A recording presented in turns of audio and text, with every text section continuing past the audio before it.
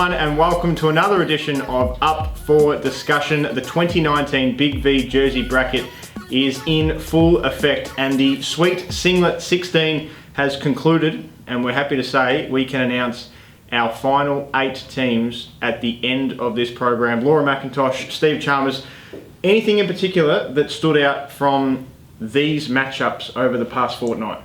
Well, I'd say overall we had a total of 16,028 votes. Huge. Which is huge. We had 27,000 last time, but obviously we had double the amount of teams. So on average, that's more votes. So great to see people really getting behind their team and their association and trying to get them through to the quarterfinals. Absolutely. So there you go. These teams in the final 16, they are our best associations in terms of voters. That's what's got them there. And you're telling me, on average, per matchup, there's been more votes than ever before. Yep. Excellent. Great to see. Let's start off. Coburg took on Pakenham. There's your result up on the screen now. Both teams over 1,000. I love that. Yep, I think especially really good effort by Coburg, because we've said before Pakenham's a bit of a smoky favourite in the entirety of this competition. So great effort by Coburg, even though Pakenham just edged them out on both Facebook and Instagram. It was a pretty tough competition for them. Western Port defeated Mildura, and I tell you what, if for the neutral, I think there is a lot of people cheering for the new look Steelers. Yeah, people are loving this year's new black and white strip for the Steelers. So I think it'll be interesting. That means they come up against Pakenham next time. So that will be a tough one. Competition favourites Casey just waltzed through past the black and white army of Collingwood. Yeah, and Collingwood got over 800 votes, which is pretty good given the size of Casey and getting, they got almost 1,500 votes all out, which is insane. But good effort for Collingwood. Saw them sharing and all over social media, trying to get their numbers up. So good effort. That's what we like to see. One of our closer matchups over the past fortnight, it was Blackburn that defeated Hume City in a little bit of an upset, I would say. Yeah, this one surprised me.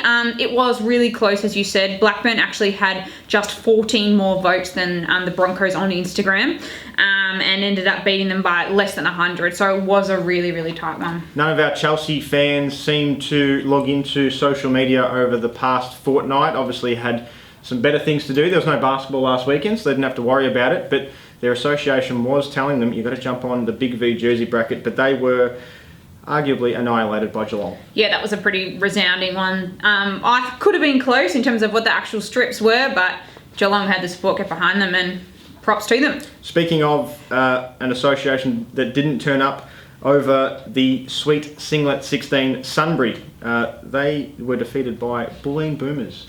Yeah, and look, that was a tough one. Bulleen's obviously a big association as well with lots of support. I think the strips are pretty close together in terms of which one was going to win, and I guess this was actually probably our lowest scoring matchup altogether. So luckily for Sunbury, it probably didn't look like quite the annihilation it could have been. Tell you what, Bulleen Boomers over the weekend took part in a lot of grand finals in the National Junior Classic. A lot of players participate in Big V, so big shout out to those players, especially the under-18 girls team took home the NJC Grand Final or Championship. And there's certainly many of those players playing in both the Youth League and their Championship women's team. So big shout out to them. Nuttawading defeated Wallen. This was huge. This one was huge. Again, Wallen, just like last round, asked everyone to get behind them. Facebook was huge. There was a total of 1,700 votes, which was the biggest from any of our Facebook polls. And Wallen did a really great job at sharing that. Unfortunately, Instagram got the Spectres over the line, unfortunately for Wallen. Well done to the Spectres. And interestingly, on Twitter, you know how much I love Twitter, this was the poll that had the most votes. Ooh, interesting. Okay, so well done to the Spectres for advancing. And finally, Eltham defeated Ballerine in another high-scoring encounter. Yeah, another high scoring and probably relatively close as well.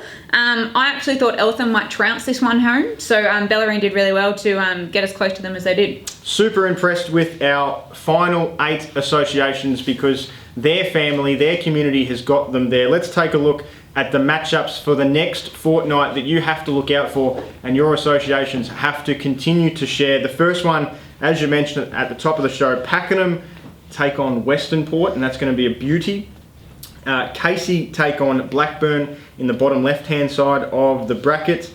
I think Casey's probably a rolling favourite there. Probably, but Blackburn I guess I was surprised by the amount of support they got this time, so you never know what they're going to pull out in the quarterfinals. In the top right-hand side of the bracket, I love this one, Geelong taking on Bulleen. I think that's going to be really, really close. Yep, two associations with great support behind them, so it might come down to the neutrals for that one. And there's another rivalry brewing as well. No, they're not arch-old rivalries, but in the bottom right-hand side of the bracket, Nuttawading tackle Eltham, two big associations in the heartland of basketball in Victoria. I think that one is going to go right down to the wire. Yeah, that one, I guess, based on obviously the number of votes received this round, you'd probably say the Spectres, but is that just because Wallen pushed them? Absolutely. I'm looking forward to all four of those matchups. Take notice to social media over the next couple of weeks, because we will be releasing those polls, and you make sure as an association that you are sharing them. As a member of that association, you are telling your friends, because you need to get to the Big V Jersey bracket semi-finals.